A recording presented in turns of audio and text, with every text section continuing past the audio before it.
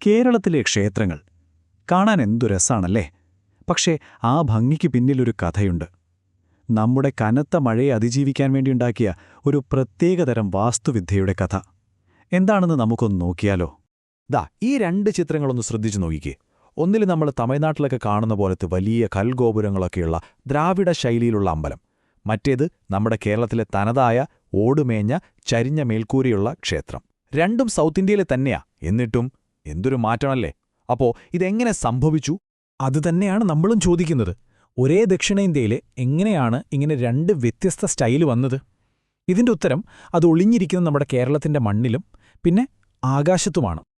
അതായത് നമ്മുടെ ഈ വാസ്തുവിദ്യാ ശൈലിയുടെ യഥാർത്ഥ ശില്പി ആരാണെന്നറിയാമോ?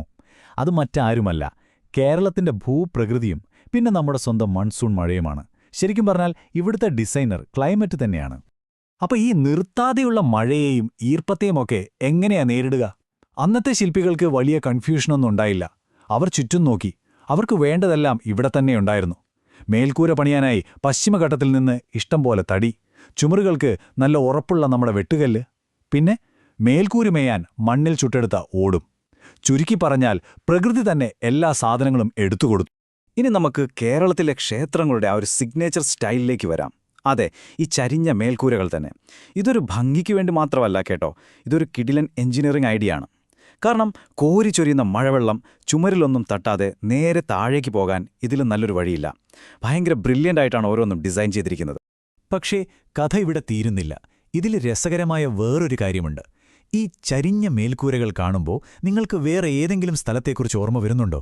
നോക്കിക്കേ, നേപ്പാളിലെയും ഭൂട്ടാനിലെയും ബുദ്ധവിഹാരങ്ങളുമായിട്ടൊരു ചെറിയ സാമ്യം തോന്നുന്നില്ലേ?